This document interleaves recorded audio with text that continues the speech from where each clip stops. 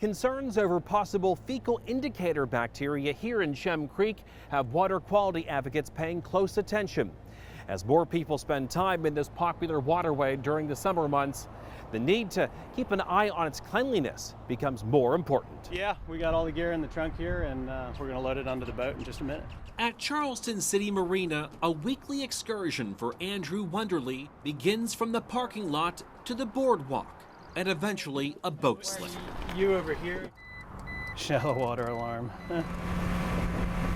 Guided by a Garmin, Andrew and his colleague Lane Kennedy are on a mission as they patrol about 10 nautical square miles. We're sampling for the fecal indicator bacteria Enterococcus.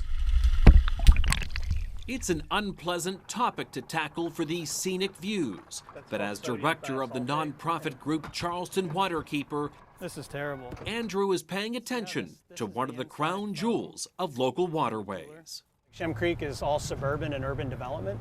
The more developed the watershed is, the more likely you are to find poor water quality. And that's what Charleston Waterkeeper's studies discovered recently. He says Mother Nature is partly to blame. Polluted floodwater, polluted rainwater that washes over the ground during a rainstorm picks up anything and everything that's on the ground. Lane Kennedy is a field investigator for Charleston Waterkeeper. She takes water samples and carefully documents where they come from. We can go back and look at the chain of custody to know who had the sample, during what time. A lot of it looks very clean, but we have an indicator that'll show us in the lab how much bacteria is in it. In other words, don't be fooled by what you see in the jar.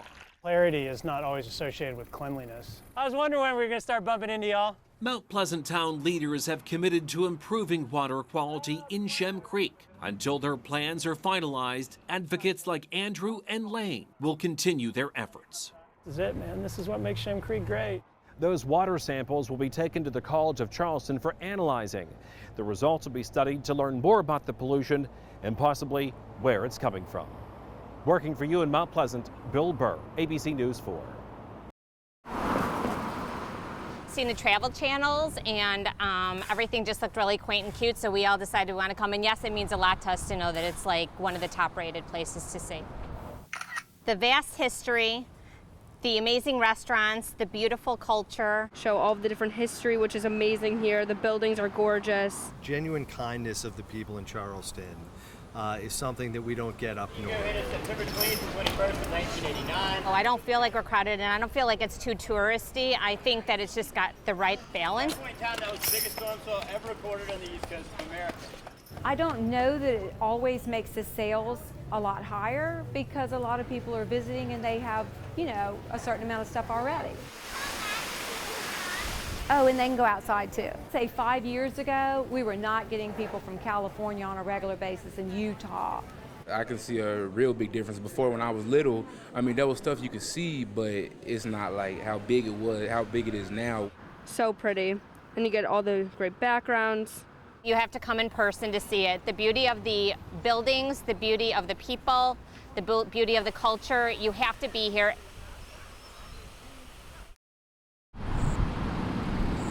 A busy intersection, the site of a fatal hit and run, a case that's come to a screeching halt. Investigators still don't know who hit 29-year-old Jordan Gailey exactly 2 years ago. A human being's life was taken, and there's a family that will never see that person ever again. Lance Corporal Matthew Southern says State Highway Patrol is eager to solve this case. As time goes on, it does get very difficult for us to sometimes solve these. That's why we're making this plea to the public. Somebody may have seen something. It may have been the smallest thing. You might have seen a car speeding out of here. You might have seen a car going up the road with some damage on it. Troopers say Gailey was hit while walking his bicycle home from work. It happened around 3 a.m. around the intersection of Highway 17A and Farmington Road. Both the pedestrian and the vehicle were traveling in the northbound direction. Troopers say the driver left the scene and very little evidence behind. But Southern says the suspect may have been driving a dark car, possibly a Dodge Charger. One thing that we did shortly after the crash was we canvassed this area. And we had troopers that came out here and they actually held road checks here. Without new tips, Southern says there's not much more they can do, but they're hopeful Gailey's family will eventually get closure. It might be the smallest tip out there, but that tip may lead us to another tip. And once we can follow up on those tips, we can possibly bring this to a close. It's summer in the Low Country, which is why the water park is the perfect place to cool off. Tree house, pool, and lazy river. Lazy River. How many times did you go around the Lazy River? 4. How many times have you been in the pool? You're swimming. You're swimming? And jumping. And for these two who just met, it was perfect for getting to know each other and just have fun. Just us, and the lifeguards are here watching us, and we all feel really safe. And it's just really a great way to start the day. We're doing good! Whether they were floating on the lazy river or going down the slide, fun was had by all splashing around, although the pool seemed to be the popular spot. I think it's just a great opportunity for the kids to be able to spend time with other kids and bond. Where are you going? In fact, Katja couldn't keep Charlie out of the pool for long. Keep calm and swim faster.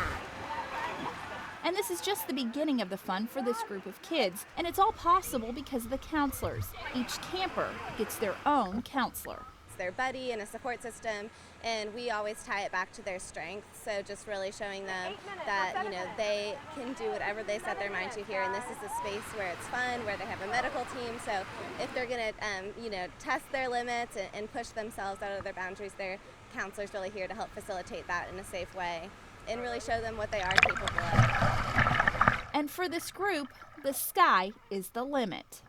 Sonia Stevens, ABC News 4. Come on. Can you lift this foot? Climbing a 50-foot wall is an accomplishment for anyone. But for these kids who often have a tough time walking, saying it's an accomplishment is an understatement. It was awesome! It was very, very awesome. Pretty crazy. But do you like it? Yeah. You ready? Wait, should we turn around? With the help of counselors and adaptive equipment, Exciting, this child is up on top of the treetop. these kids are able to reach new heights in more ways than one. Incredible, man, you got this! That they're able to get to the top of their wall, that they can use their body to do amazing things. Camp Rise Above uses the James Island County Park for their camp, but would ultimately like to have its own facilities to provide even more programs targeted towards these kids. Absolutely blows my mind. What these kids can do is just unbelievable. Giving them and us a chance to learn a little bit more about overcoming obstacles. And I would just like to thank the fans for coming. Working for you, I'm Chris Nestman.